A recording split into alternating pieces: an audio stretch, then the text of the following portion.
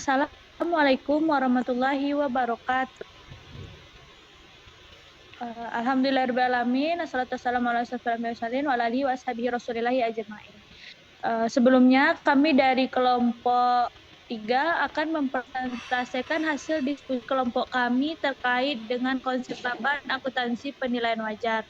Sebelum itu, saya selaku moderator akan memperkenalkan anggota kelompok kami. Itu terdiri atas saya sendiri, Fadila Reski, kemudian ada Hanifah Azriani, ada Juwita Marhamah, dan Kansa Nur Atifah. Nah, terkait materi kami, itu kami akan membahas mengenai konsep laba akuntansi penilaian wajar. Laba elemen utama dalam laporan keuangan yang digunakan oleh berbagai pemangku kepentingan untuk menilai kinerja dari keuangan suatu perusahaan. Sementara akuntansi nilai wajar adalah metode yang mengukur dan melaporkan aset kewajiban berdasarkan harga pasar saat ini dan estimasi nilai yang diharapkan dari transaksi pasar terbuka. Nah, untuk penjelasan mengenai konsep laba ekonomi dan laba akuntansi serta komponen permanen sementara dan tidak relevan dengan nilai itu akan dijelaskan oleh saudara Kansa Nur Atifah. Kepada saudara dipersilahkan untuk menjelaskan.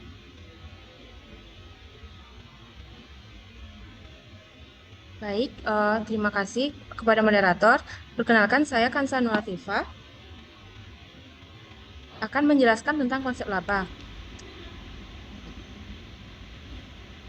Yang pertama itu ada konsep laba ekonomi yang terdiri dari laba ekonomi, laba permanen, serta laba operasi. Yang pertama laba ekonomi. Laba ekonomi biasanya ditentukan dengan arus kas selama periode yang bersangkutan dan ditambah dengan perubahan nilai sekarang dari arus kas yang di masa depan yang diharapkan. Biasanya ditunjukkan oleh perubahan nilai pasar dari aset neto bisnis. Yang kedua ada laba permanen. Laba permanen juga disebut laba berkelanjutan, di mana rata-rata laba stabil yang diharapkan dapat diperoleh selama masa bisnis dengan kondisi bisnis pada saat ini. Laba permanen juga mencerminkan fokus jangka panjang. Dan selanjutnya, laba operasi. Laba operasi ini mengacu pada laba yang timbul dari aktivitas operasi perusahaan. Selanjutnya, ada konsep laba akuntansi, di mana laba akuntansi atau accounting income berdasarkan pada konsep akuntansi akrual. Laba akuntansi mencerminkan aspek laba ekonomi dan aspek laba permanen. Konsep laba akuntansi terbagi juga atas 3. Yang pertama, pengakuan pendapatan dan pengaitan, yang bertujuan utamanya adalah akuntansi akrual. Tujuan utama akuntansi akrual adalah pengukuran laba. Ada 2 kondisi yang diperlukan untuk pengakuan pendapatan, yaitu direalisasi atau dapat direalisasi dan diterima. Yang kedua, laba akuntansi versus laba ekonomi. Laba ekonomi tidak hanya memasukkan arus kas, tetapi juga perubahan nilai sekarang dari arus kas tersebut. Sebaliknya, laba akuntansi didasarkan pada seperangkat aturan yang telah berkembang selama periode waktu yang lama untuk memenuhi tujuan yang bertentangan. Yang ketiga itu ada komponen permanen sementara dan nilai yang tidak relevan. Yang terbagi juga atas 3. Yang pertama, komponen permanen atau komponen berulang, di mana diharapkan terus berlanjut dalam jangka waktu yang tidak terbatas. Yang kedua ada konsep sementara. Konsep sementara ini tidak berulang, dari laba akuntansi tidak diharapkan terjadi lagi. Komponen sementara tersebut mempunyai pengaruh dolar for dolar terhadap nilai perusahaan. Yang terakhir ada konsep nilai yang tidak relevan, di mana konsep nilai ini tidak relevan dan tidak mengandung nilai ekonomis. Komponennya juga tidak memiliki dampak pada nilai perusahaan.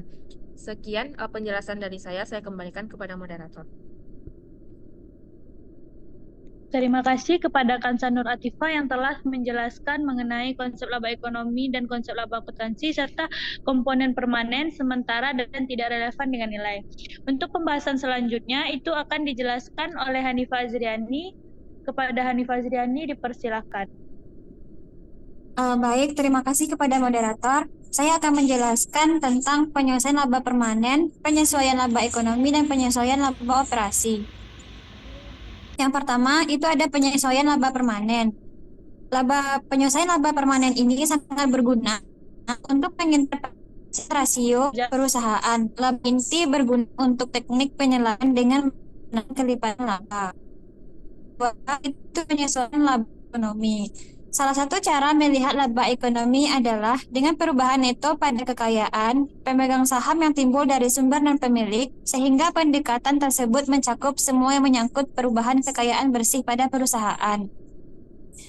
Laba ekonomi berfungsi sebagai ukuran komprehensif dan perubahan kekayaan pemegang saham, sehingga dapat berguna sebagai indikator bottom line terhadap kinerja ekonomi periode berjalan. Dan yang selanjutnya, yang ketiga, itu penyesuaian laba operasi.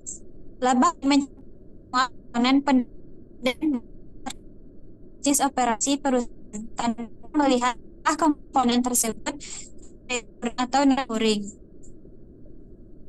Selanjutnya yaitu menjelaskan pengertian penilaian nilai wajar. Metode digunakan untuk menentukan nilai aset dan kewajiban berdasarkan harga pasar. Nilai yang dianggap wajar terbuka. Penilaian nilai wajar bertujuan untuk memberikan informasi yang lebih aset atau liabilitas ditentukan oleh sebagian besar nilai kini dengan menggunakan asumsi pasar. Dan yang kedua yaitu transaksi biaya versus harga berbasis pasar. Ditentukan oleh biaya yang terjadi melalui bisnis, sedangkan model nilai wajar didasarkan pada penilaian pasar atau asumsi berbasis pasar. Dan yang ketiga yaitu pendekatan penghasilan alternatif. Ditentukan dengan mengaitkan biaya dengan pendapatan yang diakui, yang harus direalisasi dan diterima. Berdasarkan model nilai wajar, laba ditentukan hanya dengan perubahan neto nilai wajar atas aset dan liabilitas. Selanjutnya akan saya alihkan kepada moderator. Baik, terima kasih kepada Hanifah Azriani yang telah menjelaskan tentang materi tersebut.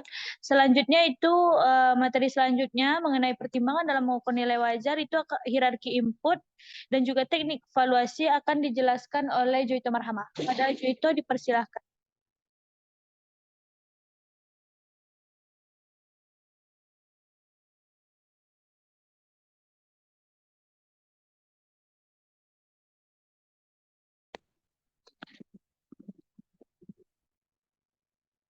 Jadi saya itu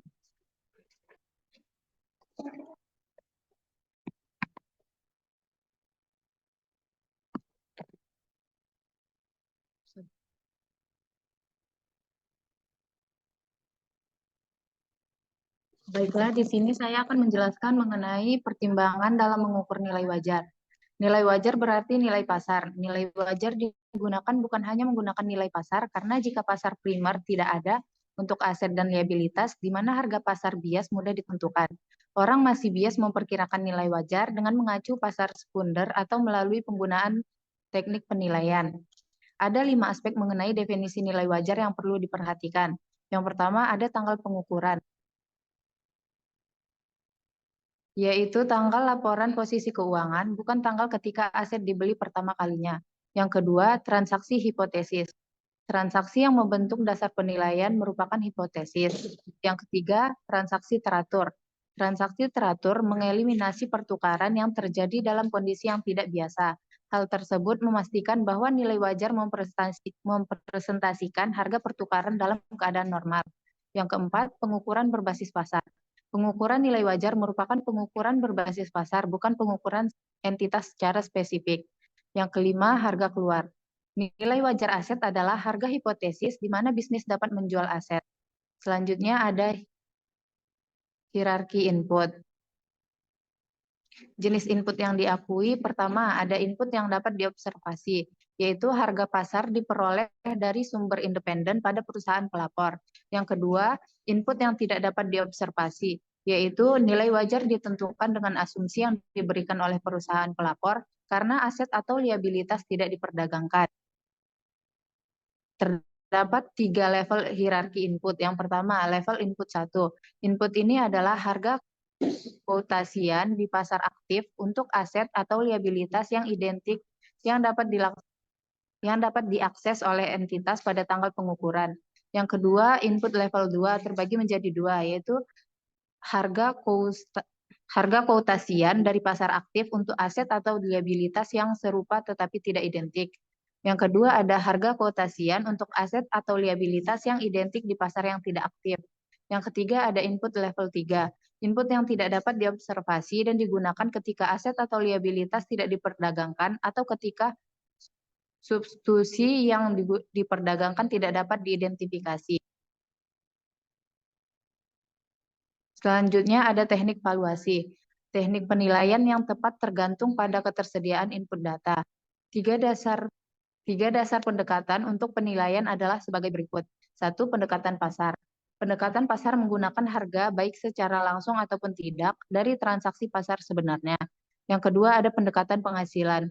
Nilai wajar diukur dengan diskontokan harapan arus atau kas atau laba masa depan untuk periode berjalan. Yang ketiga ada pendekatan biaya. Digunakan untuk biaya pengganti saat ini untuk aset, yaitu menentukan biaya untuk mengganti kapasitas manfaat yang tersisa dari suatu aset. Selanjutnya ada kelebihan dan kekurangan akuntansi penilaian wajar.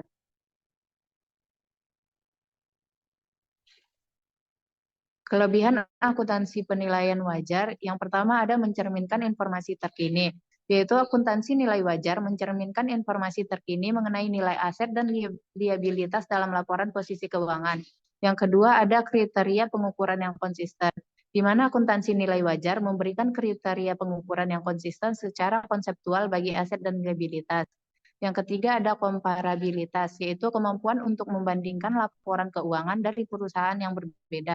Yang keempat tidak ada bias konservatif, yaitu menghasilkan konservatif yang diharapkan dapat meningkatkan keandalan karena netralitas, yaitu melaporkan tanpa bias.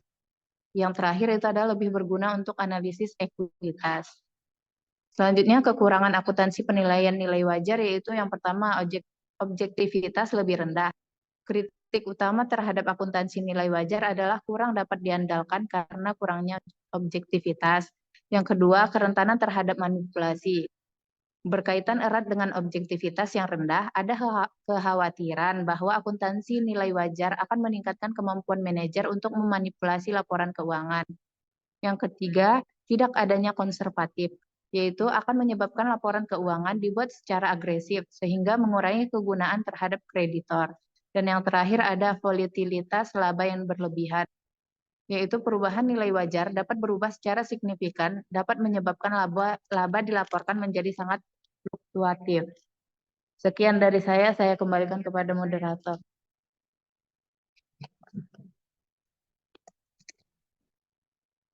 Baik, terima kasih kepada Juwita Marhama yang telah menjelaskan materi terkait tadi. Nah, untuk kesimpulan, itu laba adalah indikator utama yang menunjukkan dari keberhasilan operasional suatu perusahaan. Akuntansi nilai wajar memberikan informasi yang lebih relevan dan terkait mengenai nilai aset dan liabilitas. Nah, mungkin itu dulu dari kelompok kami yang dapat kami jelaskan. Jika ada salah dan kurangnya kami mohon maaf. Terima kasih atas perhatian teman-teman semua. Kami ucapkan terima kasih. Assalamualaikum warahmatullahi wabarakatuh.